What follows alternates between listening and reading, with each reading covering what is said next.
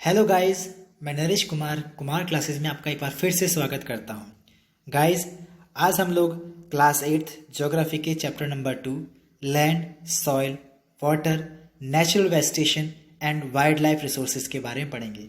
Guys, जैसा कि हमने अपने लास्ट चैप्टर रिसोर्सेज में भी पढ़ा था कि रिसोर्सेज क्या होते हैं, रिसोर्सेज के डिफरेंट टाइप्स क्या हैं और उनका हम कैसे कंजर्वेशन कर सकते हैं। गाइस, हम उसी क्रम को आगे बढ़ाते हुए इस चैप्टर में जानेंगे कि land, soil, water, natural vegetation और वाइल्ड लाइफ रिसोर्सेज क्या होते हैं और इनका हमारी लाइफ में कितना बड़ा रोल होता है।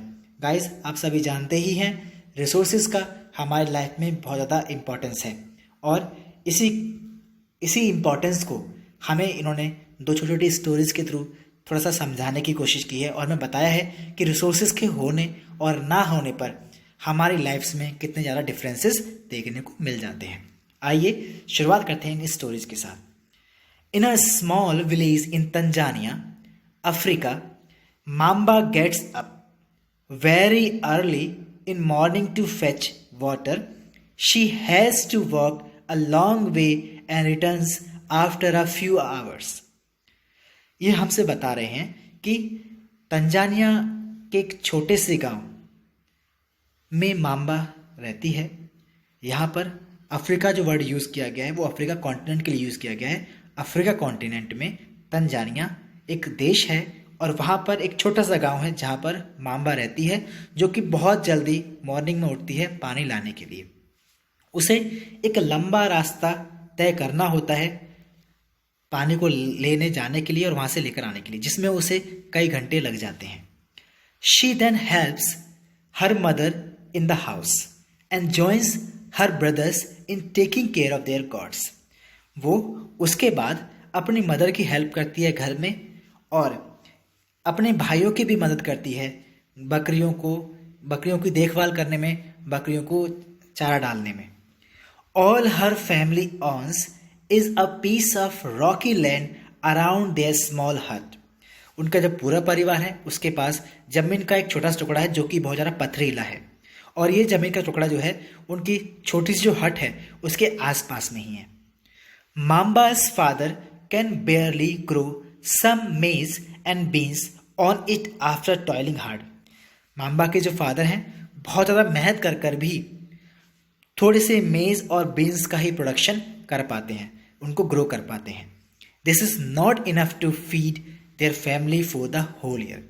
और ये इतना सफिशिएंट नहीं होता है जिससे कि उनकी पूरी फैमिली को ये पूरे होल ईयर के लिए यानी पूरे साल के लिए खाने के लिए हो सके।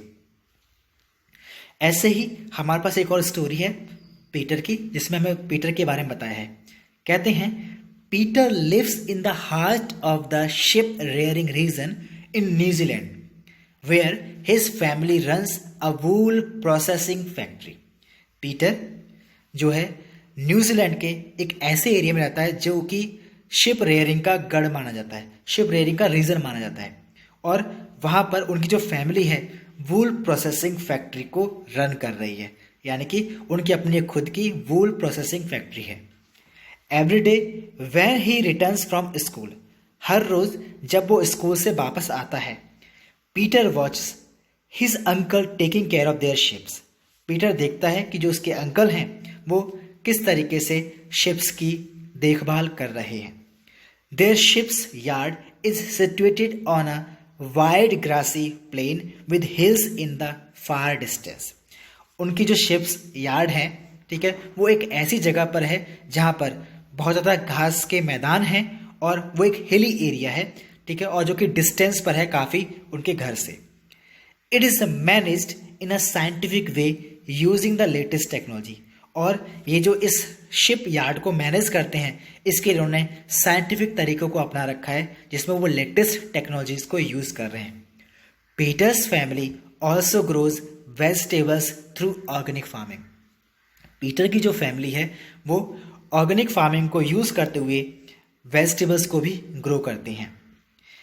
अब हमें बताया गया है कि माम्बा और पीटर की लाइफ में कितना डिफरेंस है। Mamba and Peter stay in two different parts of the world and lead very different lifes. Mamba और पीटर दो अलग अलग दुनिया के हिस्सों में रहते हैं और उनकी लाइफ्स भी बिल्कुल डिफरेंट हैं। This difference is because of the difference in the quality of land. ये जो डिफरेंस है, ये जो असमानता है, वो सिर्फ इस वजह से है क्योंकि वो अलग अलग quality of land, soil, water, natural vegetation, animal and the use of technology को यूज करते हैं।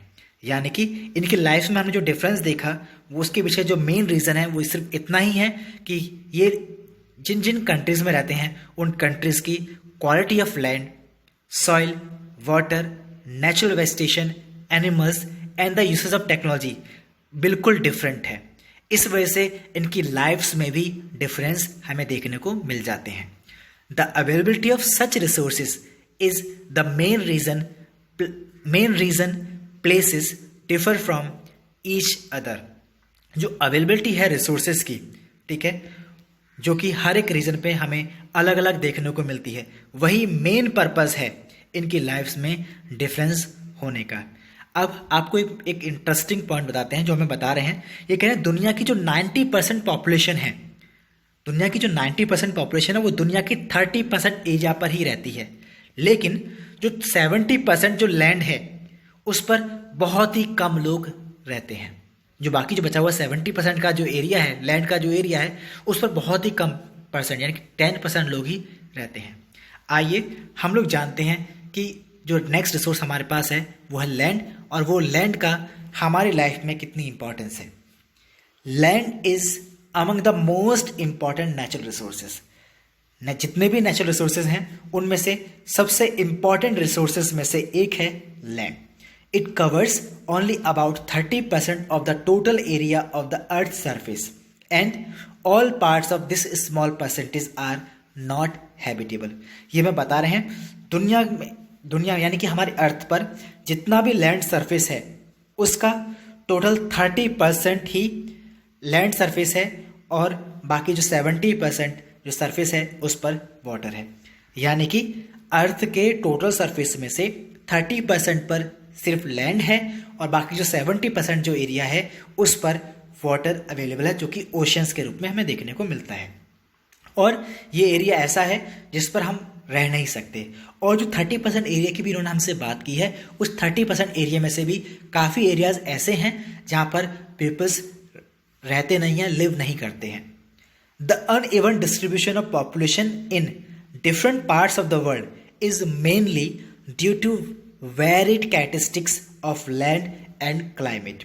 ये हम बता रहे हैं पॉपुलेशन का जो अनइवन डिस्ट्रीब्यूशन है, जो असमान वितरण है दुनिया के अलग अलग पार्ट्स में, उसके पीछे जो मेन वजह है वो है लैंड और climate. The rough topography, steep slopes of the mountains, low lying areas susceptible to water, logging और लजिंग बोलते हैं, deserts areas, thick forested areas are normally sparsely populated और अनहैबिटेड। यह हमें बता रहे हैं कि जो रफ टोपोग्राफी है अलग अलग कंट्रीज में, अलग अलग एरियाज में, स्टीप स्लोप्स माउंटेन्स आपने देखा कितने ढाल होते हैं, low lying area susceptible to water जहाँ पर पानी की बहुत कमी रहती है, डिजर्ट एरियाज जो बहुत सूखे एरिया यानी रेतीले इलाके हैं, थिक फॉरेस्टेड एरियाज जो बहुत ज़्यादा घने जंगली इलाके हैं, ठीक है, वहाँ पर पॉपुलेशन बहुत कम देखने को मिलती है, यानी कि वहाँ पर लोग बहुत कम रहते हैं। Plains and rivers valleys offer suitable land for agriculture. ये हमें बता रहे हैं जो प्लेन्स और जो रिवर वैलीज हैं यानी कि जो मैदान हैं और जो नदियों की घाटियां हैं, यहाँ पर सूटेबल लैंड होती है एग्रीकल्चर के लिए। इसी वजह से hence these are the densely populated areas of the world. और इसी वजह से नदियों के आसपास के जो मैदान होते हैं और जो नदियों की घाटी हैं उन इलाकों में अधिकतर लोग रहते हैं और ये घने बसे हुए क्षेत्र होते हैं। आइए अब हम लोग जानते हैं लैंड यूज के बारे में। Land is used for different purposes such as agriculture, forestry, mining, building houses, roads and setting up of industries. Land का यूज जो है डिफरेंट तरीके से डिफरेंट एरियाज में होता है। उनमें से कुछ जो यूजेस हैं उनके बारे में हम बताया कि लैंड का यूज़ हम एग्रीकल्चर में करते हैं, फॉरेस्ट्री में करते हैं, माइनिंग में करते हैं, हाउसेस को बनाने में करते हैं, रोड्स को बनाने में करते हैं और इंडस्ट्रीज को बनाने में करते हैं। This is commonly termed as land use. और इतनी जगह हम पर्पज से लैंड को यूज करते हैं, इसलिए इसको हमने लैंड यूज का नाम दिया है। Can you list out the different ways in which Mamba's and Peter's family use their land? क्या आप एक छोटी सी लिस्ट बना सकते हैं जिसमें हम ये बता सके कि माम्बा और जो पीटर की फैमिली है वो लैंड को कितने डिफरेंट तरीके से यूज कर रही थी? The use of land is determined by physical factors such as topography, soil, climate, minerals and availability of water. Guys, ये हमें बता रहे हैं कि यूज़ ऑफ लैंड जो है वो बहुत सारे फैक्टर्स से अफेक्टेड होता है और यहाँ पर उन्होंने कुछ फिजिकल फैक्टर्स की बात की है। कुछ फिजिकल फैक्टर्स हैं जो कि लैंड के यूज़ को डिटरमाइन करने में बहुत बड़ा रोल प्ले करते हैं, जैसे कि टोपोग्राफी, सॉइल, क्लाइमेट, मिनरल्स और अवेलेबिलिटी ऑफ वाटर। ये वो फिजिकल फैक्टर्स हैं जो कि लैंड के यूज़ को डिटरमाइन करने में हमारी काफ़ी हद तक हेल्प करते हैं। Human factors such as population and technology are also important determinants of land use pattern. Land use का जो पैटर्न है, ठीक है, उसके इम्पॉर्टेंट डिटर्मिनेंट्स में कुछ ह्यूमन फैक्टर जैसे कि पॉपुलेशन और टेक्नोलॉजी भी बहुत बड़ा रोल प्ले करते हैं। Land can also be classified on the basis of ownership. हम लैंड को ऑनरशिप के बेसिस पर भी क्लासीफाई कर सकते हैं, जैसे कि private land and community land. Private land is owned bye individuals. जितने भी प्राइवेट लैंड होती हैं उनकी जो ऑनरशिप होती है वो इंडिविजुअल पर्सन्स पर होती है, जबकि कम्युनिटी लैंड ऐसी लैंड होती है जिसकी ऑनरशिप जो है होल कम्युनिटी की होती है, यानी कि उसको पूरी कम्युनिटी यूज कर रही होती है, जैसे कि collection of fodder, fruits, nuts और मेडिसिनल हर्ब्स एट्सेट्रा। हमने अपने आसपास देखे भी होंगे, कुछ हॉस्पिटल्स दिखते हैं, ऐसे ही स्कूल्स होते हैं, ये सब कम्युनिटी के लिए यूज़ किए जाते हैं। इनको कम्युनिटी रिसोर्सेज के नाम से भी हम जानते हैं। तो इसमें उन्होंने कहा है ये सभी जो कॉमनली कम्युनिटी लैंड्स होते हैं जिनको कॉमनली कम्युनिटी के द्वारा यूज़ किया जाता है, इनको कॉमन प्रॉपर्टी रिसोर्सेज के नाम से भी हम जानते हैं। People and their demands are ever growing, but the availability of land is limited. Guys, हम लोग देखते भी हैं कि पीपल्स और जो उनकी डिमांड है वो लगातार बढ़ती चली जा रही हैं, लेकिन लैंड की अवेलेबिलिटी जो हमारे पास है वो बहुत ज़्यादा लिमिटेड है। The quality of land also differs from place to place. और अलग अलग एरिया में जो क्वालिटी ऑफ लैंड है वो भी बिल्कुल डिफर है। People started encroaching the common lands to build up commercial areas, houses complexes in the urban areas and to expand the agricultural land in the rural areas. जो लोग हैं उन्होंने अब धीरे धीरे क्या किया है, जो कॉमन लैंड्स हैं उन पर घर बनाने शुरू कर दिए हैं, उन पर कॉमर्शियल प्लेसेस बनाने शुरू कर दिए हैं, हाउसेस बनाने शुरू किए हैं। इसके साथ साथ उन्होंने एग्रीकल्चर पर्पज से रूरल एरियाज में उन लैंड्स को एक्सपेंड करना शुरू कर दिया है। Today the vast changes in the land use pattern also reflect the cultural changes in our society. आज समय की अगर बात करें, जो इतने बड़े चेंजेस जो हो रहे हैं लैंड यूज पैटर्न में, उनकी वजह से हमारी लाइफ में, हमारी कल्चर में भी चेंजेस आने लगे हैं। Land degradation, landslides, soil erosion, desertification are the major threats to the environment because of the expansion of agriculture and construction activities. Guys, इन्होंने हमें यहाँ बताया है, जो कि बहुत ही इंपॉर्टेंट चीज़ बता रहे हैं हमें यहाँ पर, ये हमसे कह रहे हैं कि जो लैंड डिग्रेडेशन है, यानी कि ज़मीन की परत का डिग्रेडेड हो जाना, लैंड स्लाइड होना, पहाड़ियों से मिट्टी का खिसक जाना, ठीक है, सॉइल इरोजन, मिट्टी की ऊपरी परत का बह जाना, डिसर्टिफिकेशन, ये सब मेजर थ्रेट्स हैं एनवायरनमेंट के लिए। वो इसलिए क्योंकि इसके पीछे जो मेन पर्पस है वो यही है, हमने एग्रीकल्चर का एक्सपेंशन किया है और कंस्ट्रक्शन एक्टिविटीज़ की है, इनकी वजह से ये चारों चीज़ें बहुत बड़ी मात्रा में होने लगी हैं और इससे हमारे एनवायरनमेंट पर इसका नेगेटिव इफेक्ट पड़ने लगा है। आइए अब हम लोग कंजर्वेशन ऑफ लैंड रिसोर्सेज के बारे में पढ़ते हैं।